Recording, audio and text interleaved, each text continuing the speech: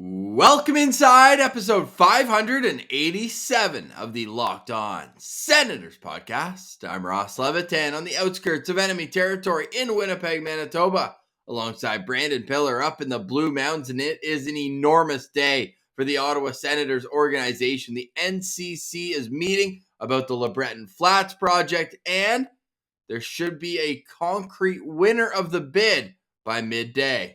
And it's an enormous day for our prospect profiles, Ross, as there's two guys that they don't seem like they're going to fall to the Sens, but if they did, that would be incredible. Dare to dream. We'll get into all that and more. This is the Locked On Senators podcast, your team every day. Locked On Senators, your daily podcast on the Ottawa Senators. Part of the Locked On Podcast Network. Your team every day. Thank you for making Locked On Senators your first listen on this Thursday, June 23rd. We are free and available on all platforms, including on YouTube, where the best way to help the show grow is to subscribe to the Locked On Senators channel, like the video by clicking the thumbs up, and leaving a comment as well. The comment we want to know today, what's your confidence level that the Ottawa Senators will play downtown eventually? Pilsy, I will take cautiously optimistic. Yes, we've been down this road before. The road had many roadblocks, many obstacles, potholes, bad weather, ice, every possible thing you can imagine. We thought it was happening. We got all the beautiful presentations, the digital mock-ups of all of it. We got so excited. It seemed like it made sense. It was going to happen. And then nothing for a couple of years. Now, times have changed in the Ottawa Senators franchise, so maybe there's more hope this time around, but it has to happen eventually. Will things get kicked off now? Let's hope so. Let's hope so. I'm really having a tough time sinking both feet, diving off the diving board for this one. I'm once bitten, twice shy would be the motto sure. I'd use to this, but it would be so enormous for the city, for the country, having this prime real estate developed right at the foot of Parliament Hill. You can throw all the parking over in Quebec. You can have the LRT have a perfect stop at Albert right on the way to downtown and connecting it with the rest of the city, all the suburbs. And I think the only people who would feel slighted are those in Canada, because, man, wouldn't it suck having to travel that far to go see a hockey game? Yeah, there's just like the rest of us. And like, honestly, you start thinking even further than that, Ross. Like, imagine World Juniors being held there. Imagine all the different events you could do. A Memorial Cup one day. Like, there's so many different things that you could do there that would just be so fitting for the capital of Canada. Like, hockey is our game, and you got to have an impressive arena. You got to have that. It seems like everyone else has it now, other than Calgary. A perfect spot to have and a new arena, and the Sens are still kind of trying to figure things out here. Yeah, just look at Edmonton as a perfect example. Yep. They build it, and next thing you know, and sure, they didn't have a whole lot of choices with COVID, but it's one of the two buildings that hosted the bubbles. Like, just like that, opportunity comes when you're able to, and think about what that ejected in the economy, all the food that all the players were eating, all that. There is that aspect to it as well. So they're meeting at 9 a.m. We're actually recording super early. This is a busy day for both of us. So we're in the studio here 7:30 this morning. The meeting's at 9 o'clock. If we hear news break throughout the day, we will get a Locked On Now out, because this is enormous. Like, outside of Colorado, who is now one game away from the Stanley Cup, this might be a bigger day for Ottawa than any other team in the National Hockey League. Or the only flip side I would have, Ross, is Tampa Bay. That's it. Yeah. Other than those two teams, this is this is our Stanley Cup. This could be a massive day, Ross. Until I hear confirmations and things are signed off on, I'm not falling into any traps this time, because this is one of the biggest things for this franchise that could possibly happen, and it needs to happen. So I'm just going to wait till we see things start moving along here. All right, because yes, the Senators have won this part of the bid before, Only problem is after they were named, they couldn't come to terms internally. And now we've got a $700 million lawsuit against Sean Ruddy. And we have a $1 billion counterclaim against boy. Eugene Melnyk, which is still being played out in the courts. I believe it keeps getting pushed back, which makes you think if OSEG and the Senators could come together, Let's just scrap the whole thing. let's just call it water under the bridge, like we're about to do next week. Scott Wheeler coming up here on Locked On Senators. A little shameless plug. Next week is interview week for Locked On Senators. Scott Wheeler, Chris Peters, Corey Pronman, David St. Louis, and Tony Ferrari. We're not going to have a show on Canada Day, but Pillsy, we've done the draft rankings all the way up to 5. Today we're going to do 4 and 3, and then on Friday finish off the week with the draft rankings. Almost like it was planned that we finish off on a Friday. All of those profiles are available to you, quick and easy, bite-sized videos over on YouTube. But now we're in the next phase of our draft process. Yes, we are, and it's going to be the Brandon Piller show for a week as well, as I'll be doing all the intros, all the ads, all the outros in between those interviews. So it's going to be a very interesting week for the Locked On Senators podcast. But yes, we've put a lot of time, a lot of work. We can't thank all our guests enough that made time for us during this. All of them are prospect people, so this is their busiest time, and they made time for us. So that is much appreciated, because it's going to be an interesting week, but look forward to all these interviews. We had a lot of great interviews. And we also wanted, there we go, throw the light on. We also wanted to get you a wide variety of opinions, because we've got Corey Pronman has a gentleman who we're going to talk about later today at first overall on his board. Chris Peters has a gentleman that we're going to talk about tomorrow, but not the guy who we have as number 1 on his list is the top prospect. And then a couple others are still on Team Shane Wright. So lots of different opinions, lots of who would you prefer, like Lekaramaki or Kamel?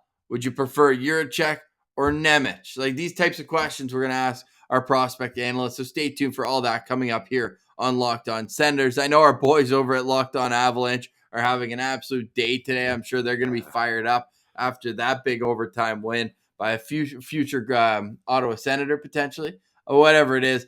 Who do you think did more for their stock this playoffs? Nazem Kadri or Nick Paul? Keeping in mind where they started. Obviously, Kadri's getting a bigger deal than Nick Paul. Yeah. You know what? I'll actually go with Nick Paul, because he's really I think the rest of the league wasn't really aware of Nick Paul, because he was kind of quiet in Ottawa. Like, it's not like he put up massive goals, and he was often put out of position for himself. Right. Like, there was a time Nick Paul was playing first line center. There was like one game where he had to play first line center, and that is not where he should be. So things didn't work out there, but definitely I think he's going to raise his stock, because that's a guy that was brought into a big stage in Tampa, and he showed that he's got some clutch genes in him, that's for sure. So the Stanley Cup will be in the building on Friday night in Denver. If you want to make a last-second trip to Denver, you got to make sure that car is looking good. And if it isn't, well, you might want to bring a couple protein bars with you on the way. And that's our friends at Built Bar. They actually originated in Utah, so not that far away from Denver, if my geography is half decent. There. Yep. All right. Well, our friends at Built Bar, they keep providing us with the absolute best in protein bars, because it's not all about the health, but at the end of the day, wouldn't you like your protein bar that tastes like a candy bar to be healthy as well? And that's where Built Bar just built their product. And the best part about Built Bar is they're healthy and delicious. You got to keep both of those in mind with Built Bar. They're covered in 100% chocolate, which is great to do. So, if you don't like protein bars, have you tried the Built Puffs? Built Puffs are literally a protein-infused marshmallow. It's that good. So, not only that, they got banana cream pie. I'm a big churro guy, so sign me up for the churros. Only 140 calories. You kidding me? Every box of Built Bar has something for you. That's why we recommend the mixed box of Built Bar here at Locked On Senators, and for good reason. You can try all the delicious flavors available to you, and when you do, maybe next time you just get a box of your favorites. It's the Built Bar way. Go to built.com and get all your favorites. I mentioned the banana cream pie. Raspberry's a good one too. Double chocolate. So many more. They're always coming out with new flavors. They're always delicious. Go to built.com. Use promo code LOCK15 and you'll get 15% off your next order. Just like that. Bingo, bango, bongo. LOCK15 gets you 15% off your next order at built.com. All right, back to our draft rankings. And coming in at number 4, the top defenseman in our draft rankings from the Czech Pro League, David Jiricek. Yeah, I agree with you, Ross. This is the top defenseman in this draft class. And that's no knock on Simon Nemec because as we profiled him yesterday, go check out that episode. He's a great defenseman, and I think he's going to do a lot of great things as he develops. But Jiricek is a much more well-rounded defenseman, and I would say a much better defensive defenseman. And that's where he really scores a lot of points with scouts because he's already doing so many amazing things at this young age. And for a defenseman to be able to do that is pretty impressive. I think it's really unfortunate, Ross, that he had that knee injury at that short World Juniors tournament, and he did need surgery there. But luckily, he was able to come back and play some games near the end of the tournament here. And when you've got a right-hand shot defenseman that stands at 6'3", 190 pounds, that's going to get a lot of scouts and GMs excited.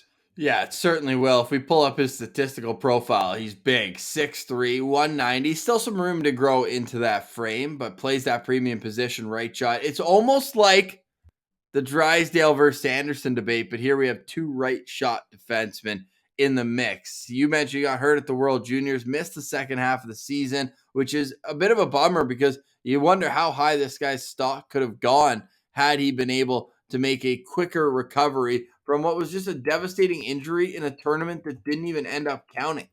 So you looking back, he's probably pretty upset that derailed his season. In the first half of the year, 29 games played, 5 goals, 6 assists, 49 penalty minutes as well. And he's ranked as high as 2 from elite prospects. That's impressive. 2. He's 3rd on Tony Ferrari's board, 4th for Chris Peters, 6th for Scott Wheeler, 7 for Bob McKenzie, and Craig Button's got him all the way down at 8th on his list. So that's a little bit of a range here from 2 to 8. But again, we're starting to get to this echelon where you know this guy's going to be gone in the top 5. Yeah, absolutely. Yeah, there's no. I don't see any sort of scenario, Ross, where he goes past the top 5, and for good reasons. I mean, EP, we joked about the Mr. Medals for Frank and Nazar. I think Jiricek is the real Mr. Medals here, Ross, because look at these awards he was given by EP. Best defensive defenseman, best neutral zone defender. So out of two of the 3 zones, he is the best for a defenseman. Second highest floor, 3rd best hitter, and 3rd best offensive defenseman, and 4th best transition D-man, and 5th highest ceiling. Like, he's just so ready to start his journey to the NHL, and it's not going to take him long to get there. That's for sure, because the awareness that he has, not only defensively but offensively as well. I really like his defensive play, though. He doesn't just focus on the puck; he reads the play. I watched a Let's Watch by David St. Louis from EP, and he really focuses on the play. And he's able to read the play, and he doesn't just get caught puck watching standing in one spot. He has great gap control. He doesn't allow plays to build. He shuts them down before they have a chance. And when you're that big, he plays physical. He's hard to beat up against the boards. He's relentless when pressuring opponents, like when they have the puck and he's pestering them. It's a big issue for them, and they end up usually turning the puck over because they can't handle all that. And then out front, nobody's standing in that slot without getting a couple good cross checks and without getting some bumps and bruises from Jiricek. That's for damn sure. Pierre Dorion gets fired up about that. Mm-hmm. He's super strong. That's where I think the big difference is between him and Simon Nemec right now. Jiricek is just like we said that Nemec, like maybe 1 year in the AHL, then he steps right in. Like, to me, David Jiricek is the most NHL ready defenseman Agreed. in this draft. And it would make sense. I mean, he's one of the oldest defensemen in the draft as well. He's a November 2003 birthday. Obviously, the cutoff is mid-September. So one of the older players in the draft, a little more time to develop. Now, the Czechia League isn't exactly elite. So has he had enough competition? Then the argument on the other side of that is he's 17 years old playing in this pro league, and it's his second full season. And yes, injury aside, but played 34 games last year at this level. I actually played 4 games at the top level as a 15-year-old as well. Wow. So he's already closing in. He's got 67 games worth of pro experience, 20 points, plus 14, 85 penalty minutes. So as you said, he's always getting in the mix. To me, he is just the type of defenseman that a coach is just going to love throwing over the boards every other shift. Now, Ross, would you say the Czech league is a little bit higher than the Slovakian league? Yes. Probably, eh? Like Yes. it probably Bigger country. Yeah, both of those are right under Liga. That's kind of where they're Yes. at.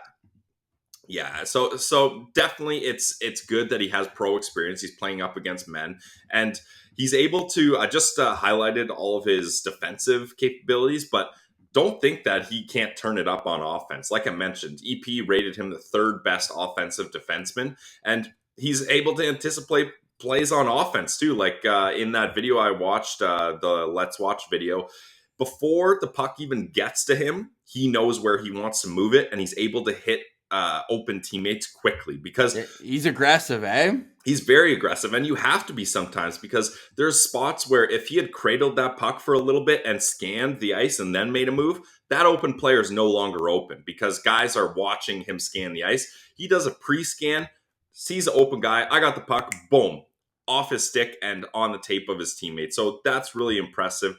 He uses a fake shot to open up passing lanes. And the reason that fake shot is so effective is because he has an absolute bomb. When he shows signs that he's going to use a slap shot, it's like panic mode for everyone. Like, get in the lanes, everybody focus on blocking the shot. So when everyone changes their position, now forwards are open. And if he fakes that shot perfectly, he can then pass it off to them, and they've got lots of space to head into the high slot. So that's just such a good tool to have. And he's a powerful skater too. Like, maybe not, I wouldn't say a fast skater, but he's powerful. Like, if he gets 3, 4, 5 strides in his own zone and he's heading into the neutral zone, good luck stopping that train. Like, you can't do much there. You just have to either get run over or try to force him all the way wide so he ends up in the corner. There's not much you can do when David Jiricek is coming at you full speed.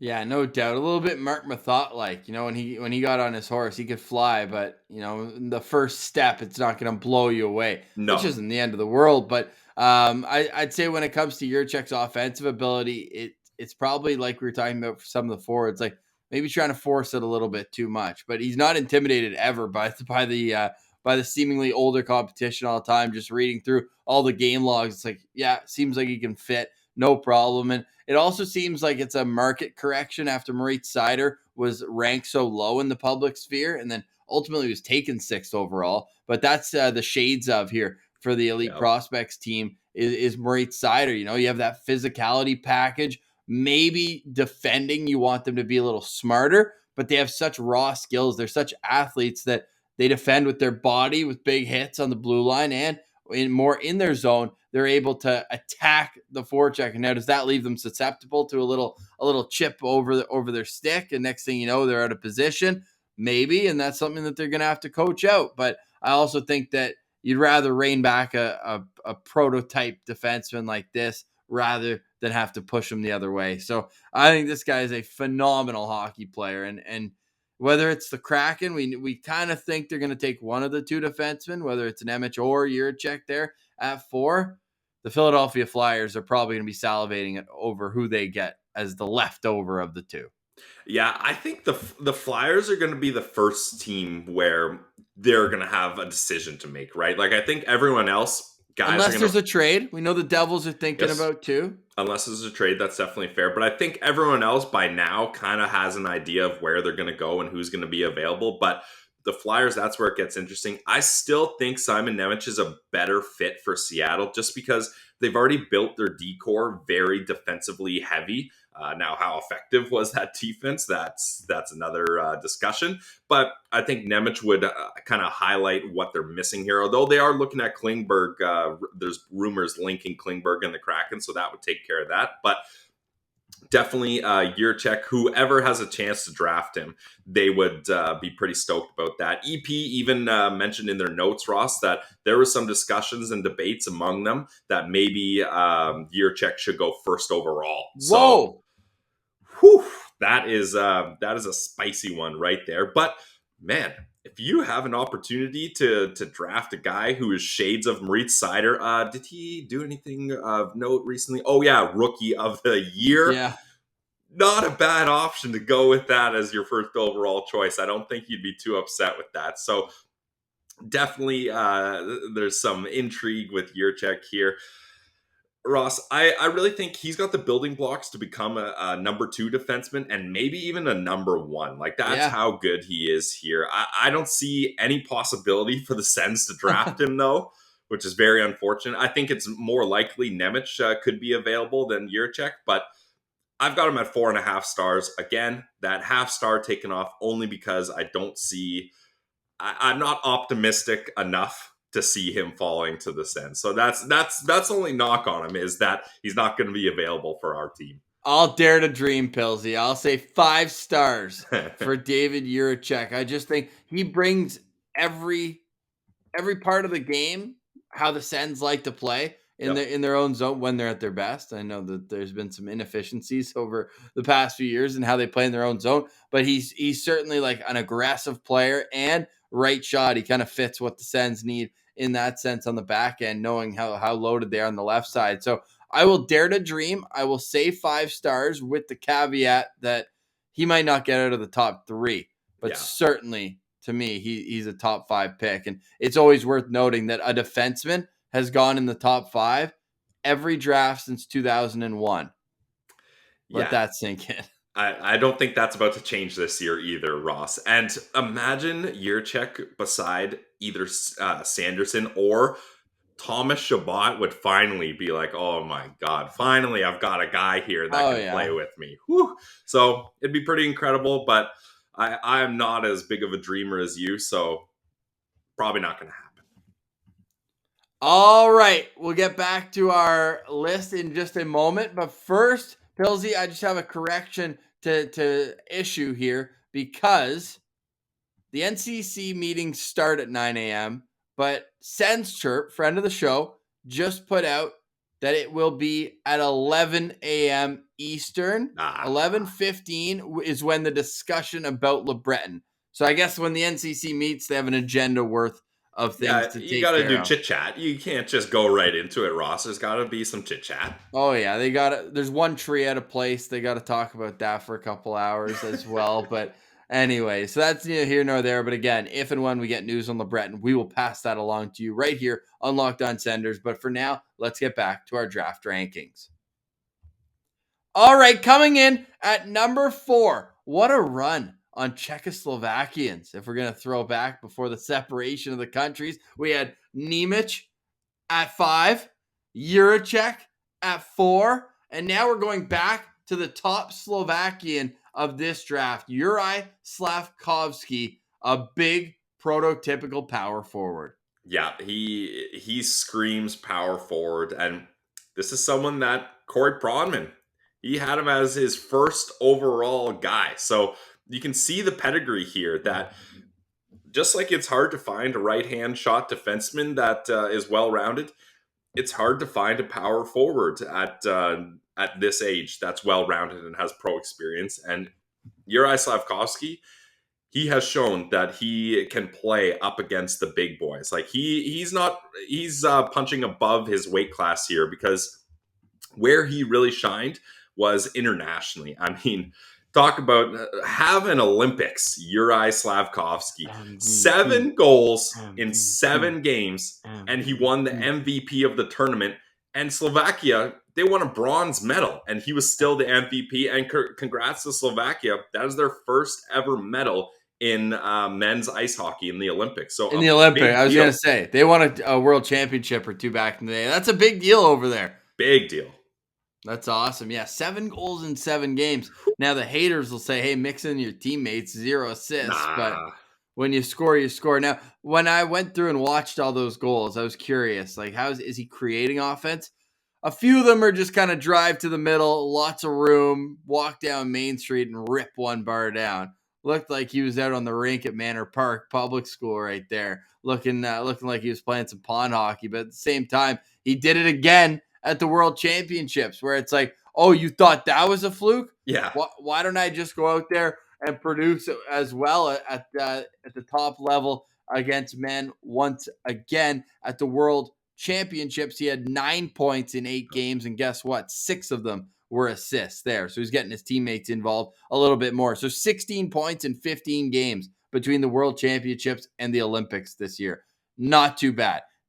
Now we'll get to it, but the production at Liga level certainly wasn't on that same level with TPS, which ironically, and you know who the president of that team is, Billsy? No, my Finnish scouting trips are failing me right now, so no, I don't. Saku Koivu. So you wonder if there's a bit of a connection to the Montreal Canadiens. They'd certainly get some insight into what he brings day in, day out. He played 31 games with TPS this year, 5 goals, 5 assists for 10 points, 33 penalty minutes. As you mentioned, Corey Pronman has him as the number 1 prospect. We've got a host with 3. We've got Chris Peters, elite prospects, and Craig Button have him at 3. Tony Ferrari has him at 4. And then Scott Wheeler and Bob McKenzie both have him at 5. That is an average of 3.43. He's 6'4", 218 pounds, Pilsy. That's a pro build if I've ever seen one. And he's 18 until March 30th, 2004. So the ceiling is unknown at this point because the rise of Juraj Slafkovsky has been extraordinary. And we know that the numbers are never elite at the Liga, at the SHL level for these 17-year-old kids. But you look at what he's doing against men at the top level internationally, and he's doing it on a team that doesn't exactly have very many top-end guys. So sure, this is a good draft year for them. Nemec, Machar, even Adam Sikora's a name to know later on. But this guy just seems like you put him in the right circumstance, he is going to be, we said Jiricek, the most NHL-ready defenseman. Well, this guy's the most NHL-ready forward. Yeah, I would agree for sure. And he's had quite the journey, Ross. Like looking through his EP page, he so he played in Slovakia, he played a little bit in Austria, then in Czech, and then in Finland, and then he's playing all these international events. Like this guy is a worldwide traveling hockey player. Like he has no issues going where he needs to go to work his craft and to get better. When he was 13 years old and put up 14 points in 18 games against under 18 competition, when he was 13 in Slovakia, they're probably like, hey, for you to hit your potential, we probably have to move you to a different league. And then what did he do? As a 14-year-old, he goes to the under 16 league in Czechia and puts up 42 points in 22 games. Maybe we need another step up. So then he goes to TPS as a 16-year-old and in the under 18 program had 52 points in 39 games. Everywhere this guy went, they're like, we need to level you up. And he's like, no, this isn't good enough. This isn't good enough. I guess he found out what was almost good enough, the Olympics. Yeah, what's supposed to be the greatest spectacle of now, worldwide asterisks, sports. But asterisks, yes. He probably makes that Slovakia team. Oh, for sure. Not in the same role. No, not in the same role, but I think for sure he still makes it. It'd be tough for them to keep him off, and for good reasons, Ross. Like we talked about, he's a power forward. He carries the puck up the ice with confidence, protecting it with his large frame. Like you can't get it away from a guy. And he smokes guys too on defense. Oh yeah, like, I mean when you're 6'4", 220 pounds, you've got that up your arsenal. If someone tries to take the puck from you, you can protect it, and if they do get it, well, then you can go after them with some real Some mean meat and streak. potatoes. Yeah, he's got some snarl to his game, which I like, but he's not just a kind of meathead grinder type guy. He's a power forward, and he can play with some finesse. Like, man, that guy's got some smooth, nice hands out there when it calls for it. And the shot, there's so many different ways that he can beat you. Like, he has a solid wrist shot. He's got a good slap shot. He can take the one-timer. For him to use that size to get into those good scoring opportunity chances, he's able to finish them too. He doesn't just get there. That's half the battle. Finishing it is the other half, and he does that very well. 100%. Now, his team actually made it to the third round of the playoffs this year. They actually beat Eels, our favorite logo, the Lynx there from Lassie Thompson's old squad. TPS actually beat them in 6 games. Now, are you worried at all? We know that he's an offensive weapon, especially internationally, but in the playoffs, he had 7 points in 18 games. Decent, right? Yeah. Well, 4 of those 7 points came in the first 3 games. So the deeper they went into playoffs, in his final, let's say 12 playoff games, he had 1 goal and 3 assists, averaging about 14 to 15 minutes a game.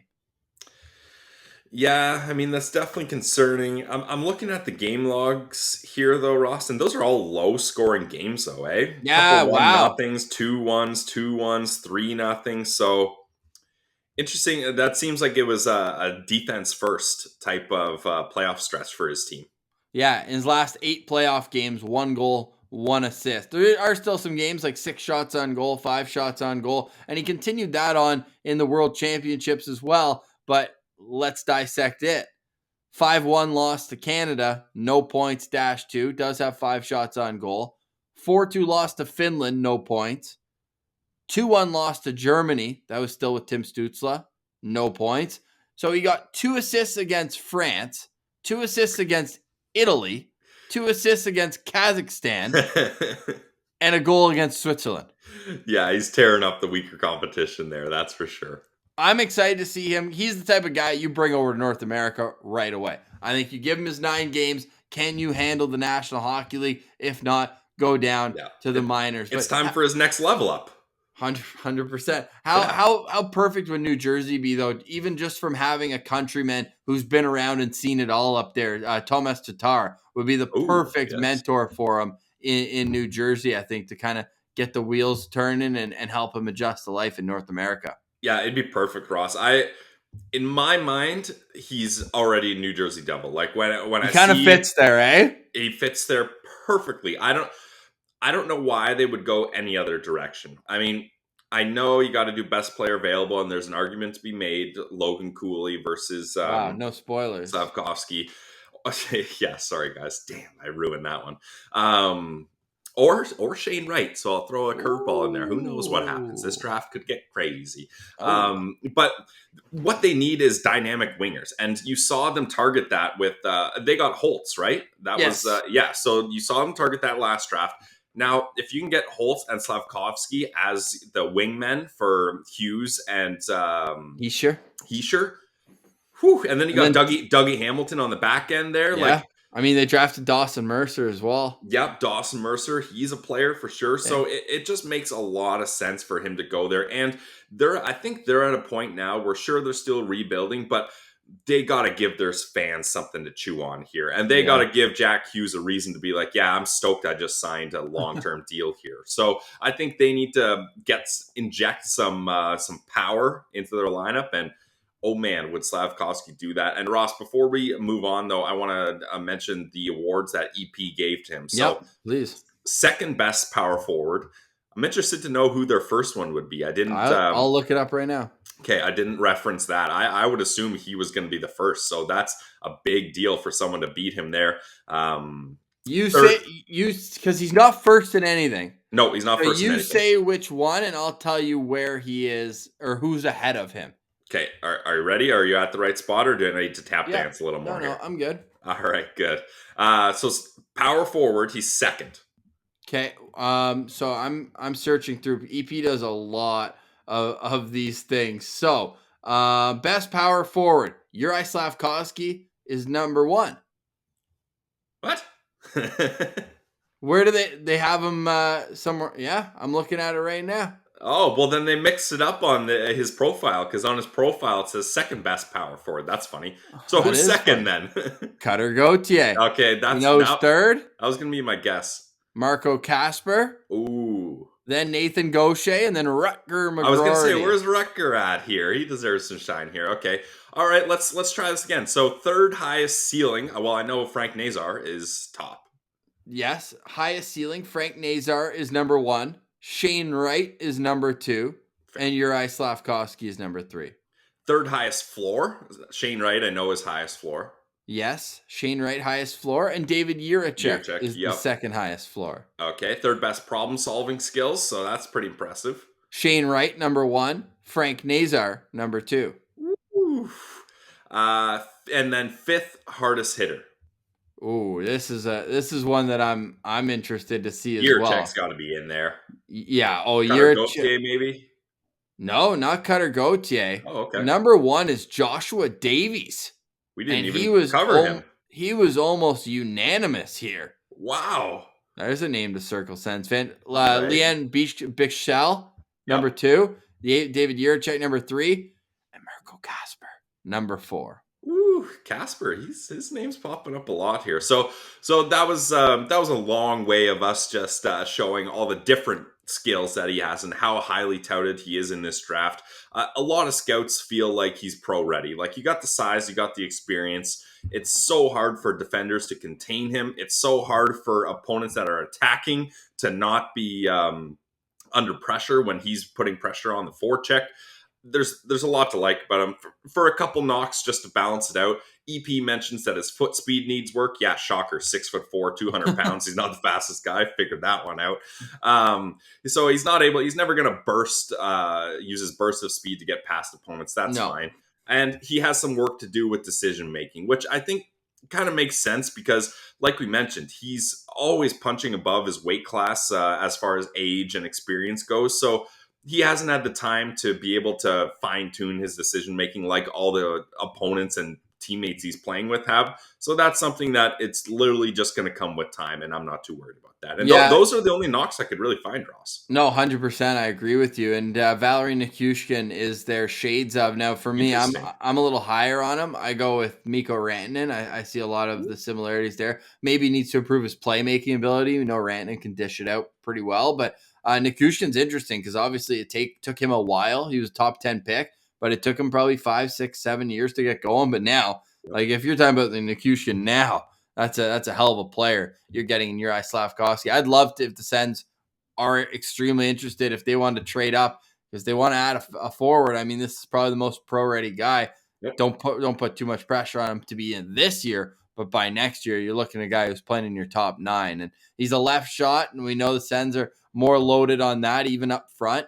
You know, we'll see what happens with some of the moves this offseason, but I got him as 5-star. I love the way he plays. So he would be very high on my wish list. And we know that Trent Mann spoke to him at the Combine. He was in the video the Sens put out. So interesting there. You're not going to be there at 7, are you? That's what he asked him, right? Yeah, he did. Yeah, so good. And he was, I could tell Uri, he wanted to be like, he was kind of thrown off. He wanted to be like nice about it, but also he didn't know how to respond. He's personality plus, though. A couple interviews with him. Once give him a couple years getting comfortable with English, and he is just going to be an absolute treat in interviews. So he passes the vibe test, most importantly, Pills. Perfect. Let's trade up right now. I've got same as Nemec and Jiricek. I got him at 4.5 stars only because I don't see alternate reality or any sort of reality or dimension that he falls to the Sens at 7. But they could trade up. But I'm not so confident that's going to happen. Those trades never end up happening. It's always just rumors. Each team overvalues their position, and it's hard to make something work there. So 4.5 stars for me for Slafkovsky. But yes, I would be interested in, and it makes a lot of sense for the Sens, instead of going out and paying top dollar for a guy in free agency or losing a lot of assets, try to trade up to acquire a guy that you can turn into that top 6 winger that you need and take advantage of a couple years on the ELC. So it does make sense for their approach. 100%. And you are on a run, my friend, of 4.5 stars. You gave 4.5 stars to Nazar, Kemmel, Nemec, Yeah, wow. Jiricek, and Slafkovsky. So who will it be tomorrow? Stay tuned to find out. All right, so we are now waiting to find out who our number 2 and number 1 prospects are. Who will it be? They're two centermen. They're both highly skilled, but very different players. So tomorrow we're going to get into all that, and hopefully we're popping champagne for an announcement at LeBreton Flats. But Pillsy, you know what? Hold the champagne. We'll have a full champagne party on this show. We'll get the streamers out. We'll get the party hats, the little cone hats. We'll get the cake. The moment a shovel goes into the ground at LeBreton Flats, I will believe it when I see it. But we can make a pact right now. You and I will be at the first game at the Farm Boy barn. Yes, okay. I was worried you were gonna mess that up, Ross. If it becomes a Farm Boy partnership and they don't call it the Farm Boy barn, we riot. We riot. You need. They always have. I don't know if you've been into a Farm Boy, but they've got the they've got the swinging gorilla or the swinging monkey. That's how you know where the bananas are. Isn't that awesome? I love that. Oh man. Yeah. Farm Boy, awesome. Free plug, no free ads. Hey, Farm Boy, show us the money. We got you. Yes, please. Love your salsa. Yeah, Ross, if they when they start digging, I will drive to Ottawa with a beach sand shovel, like one of those little plastic ones. The Doug Ford shovel? Yeah. Hire me up. I will dig till the day is done. If that's what it needs, I will bring hammers, I will bring nails, whatever you need. Sign me up because we got to get this thing moving here. So that's priority number 1 for Sens fans. And for all of our friends who are watching, this is the shovel I just referenced. Biggest snowstorm hits Northern Ontario. Biggest snowstorm, smallest shovel. No doubt. That's awesome. Maybe Dougie will make it to help us out too. Yeah, no doubt. Hey, it would be big for Ontario. To be frank, this is the National Capital Region, and they've had a toxic wasteland at the foot of Parliament Hill for 60 years, and nobody cares.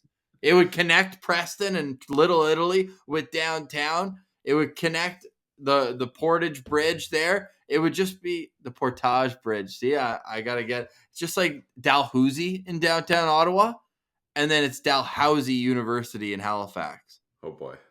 It's Portage Bridge, obviously a little en français, and then in Winnipeg, it's Portage. Anyways, you know what? I could do a whole episode complaining on pronunciations. But Pillsy, we pronounced almost every word right today, I think. Yeah, I mean, I'm good for a couple screw-ups, that's for sure. Before we go, though, we got to talk about that overtime goal in last night's game.